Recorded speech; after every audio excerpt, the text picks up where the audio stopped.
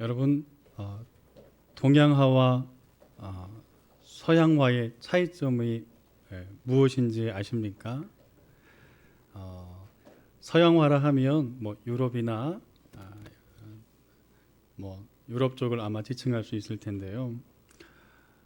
서양화와 동양화의 차이점이 여러 가지 있지요. 붓도 다르고 질감도 다르고 또 종이도 또 다르고 다른 점들이 많습니다. 그런데 그 중에 가장 큰 차이점이 뭐냐면 이 여백의 미입니다. 여러분, 우리 옛날 난 그림 기억나시나요? 줄 몇 개 이렇게 그리지 않습니까?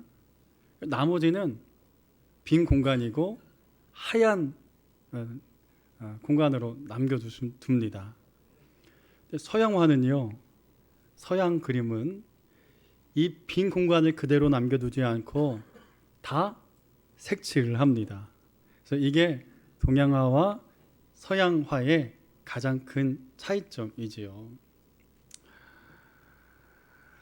동양화는 이 여백의 미를 그냥 두는 것이 아니라요, 여백 속에 작가의 철학을 담고 작가의 상상을 담고 작가의 마음을 담습니다. 그리고 그 그림을 보는 사람으로 하여금 자유롭게 이 그림에 대해서 상상할 수 있도록 이 여백의 미를 활용합니다. 왜 이 말씀 드리냐면 오늘 사도행전 28장이 그렇습니다. 오늘로서 사도행전의 말씀을 이제 마무리할 텐데 어떻게 끝이 나는가 한번 같이 읽어보고 우리 이 말씀을 보도록 하겠습니다. 맨 마지막 31절 같이 한번 읽어봅니다. 하나님의 나라를 전파하며 주 예수 그리스도에 관한 모든 것을 담대하게 거침없이 가르치더라. 아멘. 사도행전의 말씀을 약 2년 동안 함께 말씀을 나누었습니다. 그리고 오늘 이제 마지막 사도행전 강의 시간인데요, 말씀에 보면 담대하게 거침없이 가르치더라 라고 끝납니다. 그런데 좀 이상해요. 왜냐하면 여러분, 그동안 사도 바울의 이야기를 우리가 나누면서 그가 회심하고 하나님 만나고 1차 전도여행, 2차 전도여행, 3차 전도여행을 마치고 예루살렘에 들어갔다가 거기서 어떻게 됩니까? 잡히지요. 그리고 죄인의 신분으로 로마로 끌려가게 됩니다.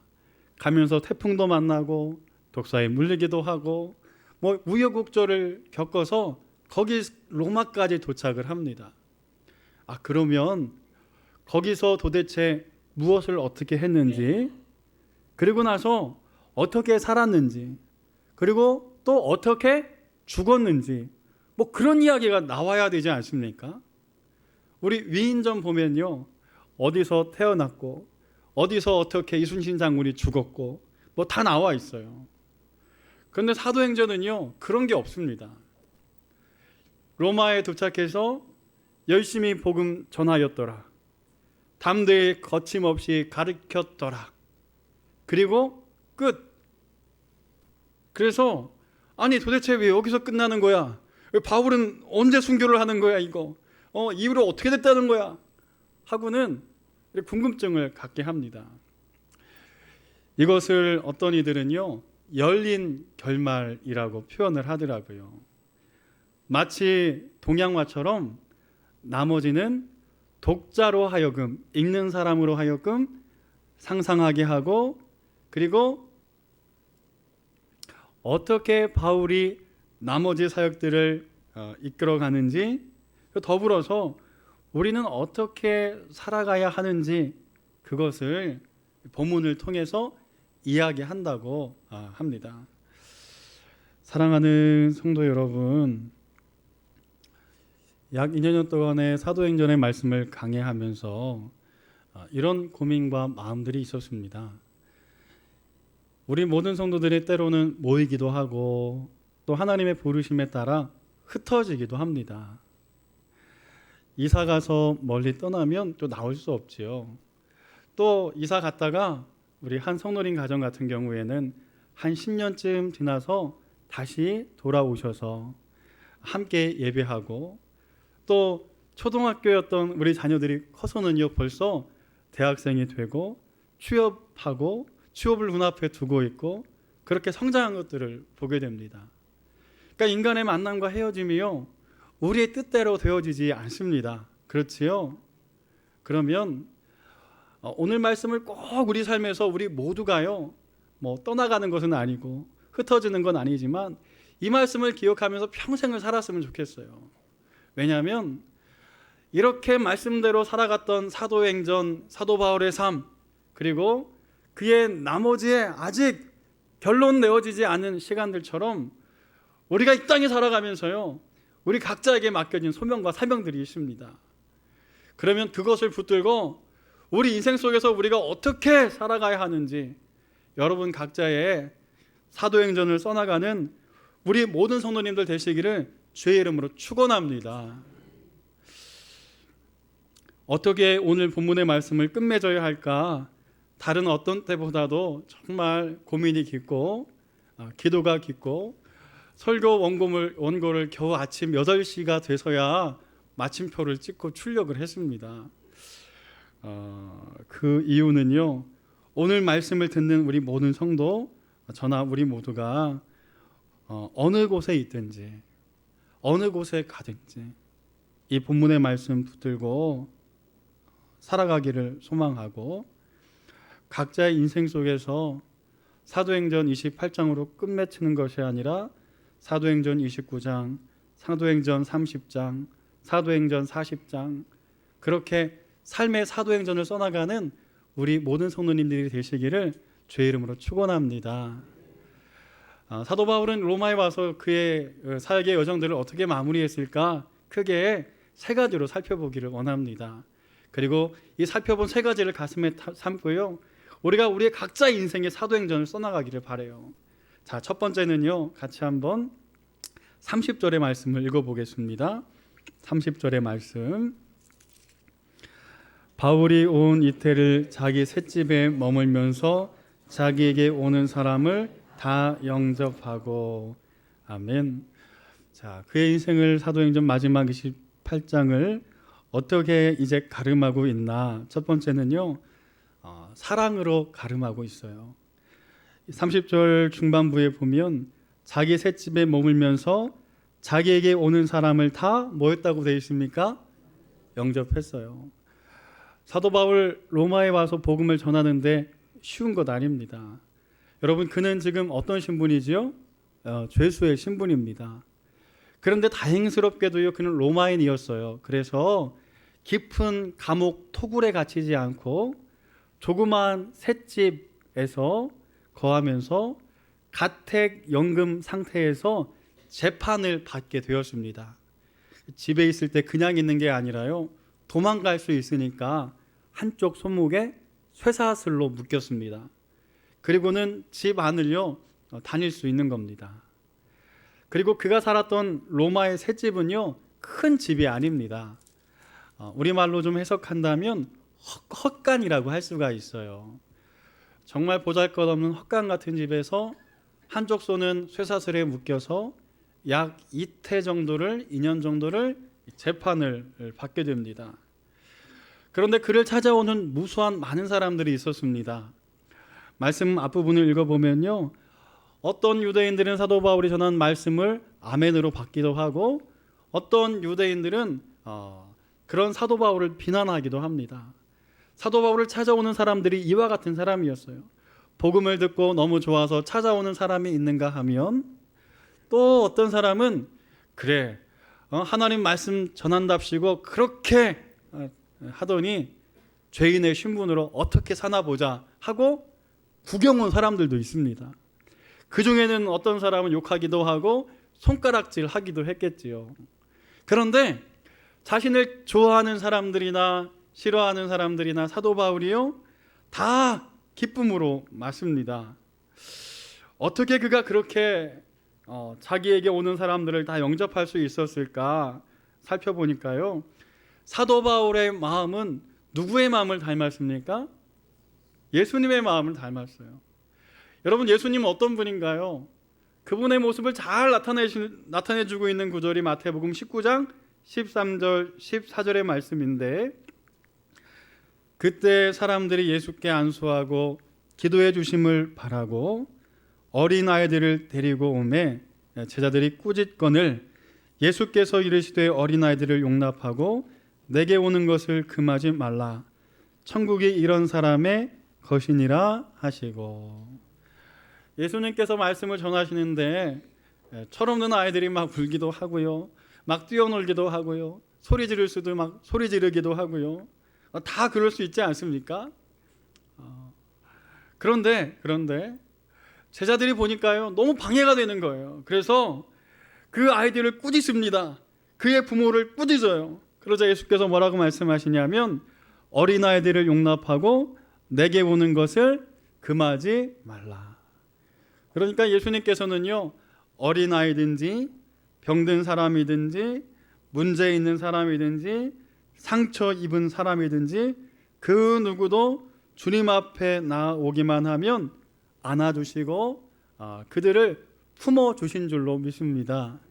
여러분, 이 마음을 누가 배웠어요? 사도 바울이 배운 거예요. 제자들이 배운 겁니다. 오늘 예배하는 우리 모든 성도들은 주님의 제자입니다. 맞지요? 그렇다면 우리도 이와 같은 사도 바울, 주님의 마음을 품는 우리 모두가 되기를 주의 이름으로 축복합니다. 요한복음 13장에 보면 주님께서 이와 같이 말씀하십니다. 새 계명을 너희에게 주노니 서로 사랑하라. 내가 너희를 사랑한 것 같이 너희도 서로 사랑하라. 너희가 서로 사랑하면 이로써 모든 사람이 너희가 내 제자인 줄 알리라. 이 시대에 이렇게 살아간 분 한 분 꼽으라면 손양원 목사님을 꼽을 수 있을 것입니다. 여러분, 손양원 목사님 이야기 잘 아시지요? 한생병자를 돌보시면서 그 고름 찬 것을 입으로 빨아내시고 그렇게 그들과 함께 살았던, 우리가 사랑의 원자탄이라고 불렀던 손양원 목사님. 그렇게 사역하던 중에 두 아들이 공상당에 의해서 그만 죽고 말지요. 한번 사진 볼까요? 사진 중에 여기가 손양원 목사님의 이제 유적 공원이에요. 유적 공원을 이렇게 돌아보다 보면, 다음 사진, 여기가 기념하여 세운 기념 교회입니다. 다음 사진. 이 그림에 보면 앞에 무덤이 지금 3개가 있는데요. 앞에 두 무덤이 바로 그 당시 공상당에 의해서 죽었던 두 자녀의 무덤입니다. 저 뒤에 무덤은 뭘까요? 손양원 목사님 부부의 무덤이에요. 두 부부를 합장했습니다. 손양원 목사님이 유언을 이렇게 남겼어요. 내가 죽거든 아들 곁에 묻어달라. 그리고는 손양원 목사님이 자신을 죽인 공산당원들 중에 한 명을 자신의 아들로, 양아들로 삼습니다. 죽을 위기에 놓였었는데 재판관에 탄원서를 내고 아들을 삼고, 그리고는 교회에 감사 예물을 드리면서 이렇게 9가지로 감사하셨지요. 제가 좀 읽어드리면, 다음 사진. 나 같은 죄인의 혈통에서 순교자의 자식이 나게 하셨으니 하나님 감사합니다. 허다한 많은 성도 중에서 어찌 이 보배를 주께서 하필 내게 맡겨 주셨는지 주께 감사합니다. 3남 3녀 중에서도 가장 아름다운 두 아들 장자와 차자를 바치게 된 나의 축복을 감사드립니다. 또한 한 아들의 순교도 귀하다 하거늘 하물며 두 아들의 순교일이요 감사합니다. 예수 믿다가 죽은 것도 큰 복이라 하거들 하물며 전도하다 총살 순교 당함이리요. 하나님 감사합니다. 미국 가려고 준비하던 내 아들, 미국보다 더 좋은 천국 갔으니 내 마음 안심되어 감사합니다. 나의 두 아들을 총살한 원수를 회개시켜 내 아들 삼고자 하는 사랑의 마음 주신 하나님께 감사합니다. 내 두 아들의 순교의 열매로 말미암아 무수한 천국의 아들들이 생긴 것을 믿어지니 우리 하나님 아버지 감사합니다. 마지막 9번째, 이 모든 역경 속에서 이상 8가지 진리와 하나님의 사랑을 찾는 기쁜 마음, 여유로운 믿음을 주신 우리 주 예수 그리스도께 감사합니다. 그렇게 두 아들을 보내고 감사하시고 손영은 목사님도 1950년 9월 28일 서울이 수복되던 그날에 둔덕동 정수장 아래에서 공산당에게 복음을 전하다가 총탄에 맞아서 그만 순교하십니다. 사랑하는 성도 여러분, 손영은 목사님도 그렇고 사도 바울도 그렇고요. 그의 인생을 그저 자기에게 오는 만나는 모든 사람들에게 다 영접하고 사랑의 모습으로 사도행전 28장을 마무리하고 있습니다. 우리 각자가 이제 사도행전 29장, 30장을 써나갈 텐데 앞으로 어느 곳에 어떻게 살아가든지 간에 오늘 말씀 기억하셔서 이 말씀대로 살아내시는, 말씀대로 승리하시는 우리 모든 성도 되시기를 주의 이름으로 축원합니다. 얼마 전인가요? 며칠 전이었는데 성문교회 급식 식사하러 오시는 우리 노숙자 한 분이 이렇게 계세요. 그분이 식사하고 그리고 또 주중에 또 찾아오십니다. 그리고 나서는 때로는 목욕비도 달라고 하시고 식사비도 달라고 하시고 하셔서 때로는 컵라면도 챙겨드리고 또 아니면 또 차비도 챙겨드리고는 했지요. 그런데 엊그저께 오셔서 그렇게 말씀하시는 거예요. 목사님, 성문교회 너무너무 좋아요. 너무너무 좋아요 하시는 거예요. 왜요? 그랬더니 이렇게 식사도 하고 그리고 이렇게 때로는 필요대로 어려움들을 채워주셨는데 제가 조그만 방 한 칸을 마련했습니다. 그래서 앞으로 더 열심히 살아보려고 그래요. 성문교회 너무 고맙습니다. 고맙습니다 하고는 가시더라고요. 근데 가시는데 너무 미안한 거예요. 더 잘해드릴 수 있었는데 아끼느라고 더 못 나눠준 것 같아서 고맙습니다 고맙습니다 하고 가시는 그분의 뒷모습을 보는데 너무 미안하더라고요. 그럼에도 불구하고 우리 사랑하는 성도 여러분, 우리가 할 수 있는 대로 그저 할 수만 있으면 우리 삶에서 나눔과 사랑으로 믿음의 사도행전을 써나가는 우리 모든 성도 되시기를 주의 이름으로 축원하고 그렇게 살아갈 때 한 영혼 한 생명이 이와 같이 자립하고 세워질 줄로 믿습니다. 두 번째 함께 나누고자 하는 말씀은요 31절입니다. 같이 한번 읽어보겠습니다. 31절, 하나님의 나라를 전파하며 주 예수 그리스도의 가난 모든 것을 담대하게 거침없이 가르치더라. 아멘. 사도 바울은 그의 인생 마지막 갈무리를 하면서 하나님의 나라를 이 다음부터가 중요합니다. 담대하고 거침없이 가르쳤습니다. 여러분, 이와 같이 진리 앞에서 담대하고 거침없이 주의 말씀을 전하는 모든 성도 되시기를 주의 이름으로 축원합니다. 우리가 살아가면서요 가장 큰 문제는 뭐냐면 진리를 진리답게 전하지 못하는데 이것이 가장 큰 문제입니다. 어떤 분이 그러더라고요. 어떤 글에 보니까 연극 배우는 가짜를 진짜처럼 연기하고 목사는 진짜를 가짜처럼 연기한다. 들어보니까요, 맞는 것 같아요. 오늘 복음을 전하고 말씀을 전하는데 많이 주저가 되고 조심스럽습니다. 어떻게 이 말씀을 마무리할까?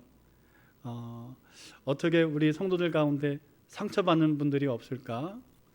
또 말씀 들으러 왔는데 일주일에 1시간 사명감 소명 막 이런 거 이야기해서 마음에 부담감 갖고 집으로 무겁게 돌아가는 것은 아닌가 하는 마음에 좀 짐들이 있습니다. 그러다 보면 또 거침없이 담대하게 하나님 말씀을 전하지 못할 때가 참 저부터 많은 것 같아요. 여러분, 이단 설교 들어보셨어요? 아무도 안 들어보셨나요? 다행입니다. 가끔 왜 신천지나 다른 이단들에서 교회에 와서요, 책자나 CD를 주고 갑니다. 제가 들어봐요. 인터넷을 찾아서 좀 일부러 들어볼 때가 있습니다. 도대체 이 사람들은 무슨 이야기를 하는 것일까? 적을 알아야 일 거 아니겠습니까? 그런데 제가 깜짝 놀란 게 있어요. 뭐냐면 이 사람들은 가짜를 이야기하는데요, 정말 진짜처럼 이야기하는 거예요. 거짓말을 하는데 얼굴 하나 변하지 않습니다. 그런데 문제는 뭐냐면요, 저는 진짜를 전하는데 가짜처럼 전해요.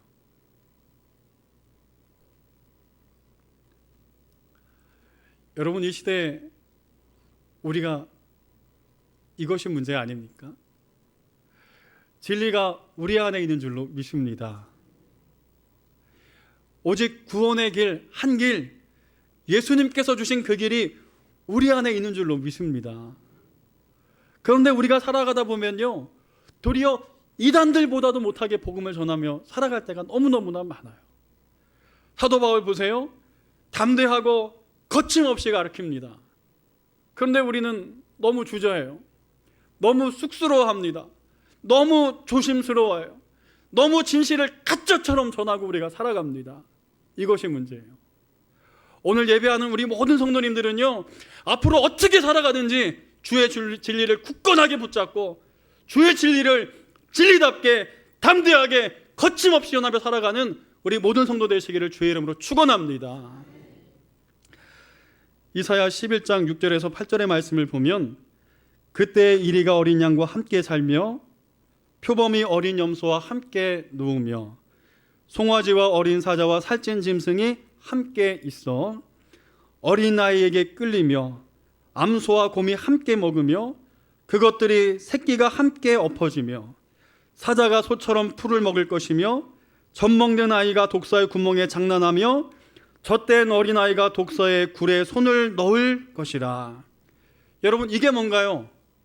이사야를 통해서 하나님의 나라가 어떤지를 우리 가운데 말씀해 주는 거예요. 우리가 많이 불렀던 찬양처럼 독사굴에 손 넣어도 독사에게 물리지 않고 평안과 사랑과 어울림과 하나님과 사랑이 넘쳐나는 곳, 이것이 바로 이사야를 통한 하나님의 나라의 모습인 줄로 믿습니다. 우리가 오늘 어떻게 살아가든지요, 우리의 인생이 끝나는 그 마지막에는 이 하나님의 나라가 우리 안에 임하실 줄로 믿습니다. 그러면 오늘 아멘하고 이 믿음대로 살아가는 성도라면 그 하나님의 나라를 소망할 뿐만 아니라 오늘 하루 이 시간이 하나님의 나라가 되기를 주의 이름으로 축원합니다. 누가복음 17장 20절 21절의 말씀에는요, 이와 같이 선포합니다. 하나님의 나라는 볼 수 있게 임하는 것이 아니요 또 여기 있다 저기 있다고도 못하리니 하나님의 나라는 너희 안에 있느니라. 여러분, 하나님의 나라는요, 우리 인생 끝에도 있지만 어디에 있습니까? 우리 안에 있어요. 오늘 그 은혜를 사랑하는 성도 여러분, 누리고 있습니까? 누리지 못한다면요, 주님과 동행하시기를 바랍니다. 여러분, 인생의 문제를 만날 때마다요, 말씀으로 돌아가는 거예요. 주님은 어떻게 하셨을까? 예수님이라면 어떻게 하셨을까? 이 박해와 고난과 어려움과 핍박 속에서 주님은 어떻게 하셨을까? 읽고 묵상해 보니까요, 결정적인 순간에 주님은 기도하시더라고요. 겟세마네 동산에 올라가셔서 땀방울이 빗방울이 되도록 기도하시더라고요. 기도하는 거예요. 그렇게 살아보는 겁니다. 절망하고 낙심하고 일어서고 싶지 않은데 주님 기도하셨다고 하니까 말씀 붙들고 기도해 보는 거예요. 여러분 다 해보셨지요? 그럼 우리 마음속에 뭐가 생겨나나요? 잃어버렸던 소망이 자라기 시작해요. 나는 포기했는데, 나는 멈추고 싶은데, 그만두고 싶은데, 아니면 뭐 떠나고 싶은데, 아니면 원망하고 싶은데, 기도하다 보니까 하나님의 마음이 우리 안에 들어와요. 그리고는 소망이 생겨납니다. 여러분, 한나가 대표적인 인물 아닙니까? 여러분, 모세가 대표적인 인물 아닙니까? 광야를 백성들을 끌고 40년을 가지요. 백성들이 원망합니다. 성경에는 무려 20번 원망했다고 나와 있어요. 어떤 데는 10번 원망했다고 나와 있어요. 그러니까 눈만 뜨면 원망한 거예요. 얼마나 지긋지긋했겠습니까? 언제 이놈의 굴레를 벗어나나. 그런데 중요한 게 있어요. 모세가 말년에 유언을 합니다. 근데 뭐라고 유언하냐면요, 나는 어떤 사람이다? 행복한 사람이다. 한번 따라할까요? 나는 행복한 사람입니다. 할렐루야. 여러분 행복하세요? 지긋지긋하지 않습니까? 근데 모세가 행복하다고 하는 거예요. 왜 행복했을까? 너무 힘들고 어려웠던 순간에 모세에게 늘 누가 동행하셨던 겁니까? 하나님이 동행하시는 거예요. 모세야 힘들지? 괜찮아. 위로하시고 십계명도 바닥에 확 내동되게 치고 싶은 그 순간도 하나님께서 함께 하시고 또 기회를 주시고 또 그를 세워주시고 상처와 거절감과 분노와 아픔으로 살아가는 그에게 또 찾아와 주셔서 그를 붙들어 주셨기에 그의 노년의 말년에 나는 행복한 사람이라 모세가 고백할 수 있는 거지요. 오늘 사도 바울도 마찬가지입니다. 얼마나 사도 바울 여러분 우리랑 똑같은 사람 아닙니까? 지긋지긋했겠어요. 아무리 복음을 전해도 끝이 없어요. 그가 다닌 길이 얼마냐면요, 13,300km예요. 배로 다니기도 하고 나머지는 걸어서 다녀요. 우리 관절 수술하신 우리 성도님들도 많이 계신데요, 여러분 얼마나 힘들었겠어요. 아마 하나님 부름 받기 전까지가 아마 온 관절이 다 소모되지 않았겠습니까? 그 길을 가고 그냥 갔나요? 매도 맞고 욕도 먹고 어느 날은 죽을 뻔도 하고 죽은 줄 알고 성 밖에다 끌어다 던져놨는데 또 살아나기도 하고 파선하기도 하고 뭐 이루 말할 수 없는 고난의 행진 아닙니까? 근데 사도 바울이 뭐라고 말하냐면요, 하나님의 나라를 담대하고 거침없이 오늘 본문에서 전하고 있어요. 무엇이 그를 그렇게 만드는가? 오직 한 가지. 사도 바울의 마음속에 뭐가 있는 겁니까? 하나님의 나라가 임하는 거예요. 눈뜨기 싫어. 내가 오늘 또 어떻게 살아가야 할까? 눈을 떠서 새벽 예배 기도하고 아침에 일어서 하나님 앞에 기도하고 하는데 찾아오시는 거예요. 주님이 사도 바울을 위로하시는 거예요. 성령께서 그의 곁에 함께 계시는 거예요. 사도 바울이 눈을 떠서 또 아침부터 저녁까지 강론하고 복음을 전하고 오직 한 가지, 하나님의 나라가 그의 마음에 임할 때 이 모든 것들이 가능합니다. 사랑하는 성도 여러분, 어떤 모습으로 우리가 살아가고 헤어지고 만날지 모르지요. 그러나 꼭 기억하시길 바랍니다. 여러분의 마음속에 하나님의 나라가 임재하길 소망합니다. 그리고 그 하나님의 나라를 붙들고 여러분들의 신앙의 행전들을 써나가는 우리 모든 성도 되시기를 주의 이름으로 간절히 축복합니다. 마지막 세 번째, 오늘 본문 마지막 절에 보면요, 뭐라고 되어 있냐면 담대하고 거침없이 맨 마지막 뭐라고 되어 있죠? 가르치더라. 여러분 무엇을 가르쳤을까요? 오직 예수 한 분, 생명을 전하는 사도 바울. 그래서 그는 종종 이렇게 말합니다. 나의 달려갈 길과 주 예수께 받은 사명 곧 하나님의 은혜의 복음을 증언하는 일을 마치려 하면은 나의 생명조차 조금도 귀한 것으로 여기지 아니하노라. 할렐루야. 예수님 믿는 사람들을 핍박했습니다. 그리고 예수를 부인하며 살아왔어요. 그런데 그에게 누가 먼저 찾아오셨습니까? 예수님이 다메섹에서 찾아오셨어요. 예수님 만나고 나니까요, 너무 좋은 거예요. 내가 왜 이렇게 내 인생 못 살아왔을까? 내가 왜 반대로 살아왔을까? 예수 믿는 사람 내가 왜 도리어 핍박하며 살아왔을까? 하고는 인생의 반석이 되어져요. 그리고 나서는 예수 만나고 난 이후에 예수 그리스도를 가리키는 믿음의 사람들로 사도 바울이 살아갑니다. 여러분, 왜요? 구원은 오직 한 길, 누구를 통해서? 예수 그리스도를 통해서만 나타나기 때문인 줄로 믿습니다. 우리가 21세기를 살아가고 세상 사람들은 이 시대를 뭐라고 하냐면 포스트 모더니즘이라고 합니다. 진리가 진리되지 않는 시대. 그래서 구원이 여러 군데 있어요. 여기도 있고 저기도 있고.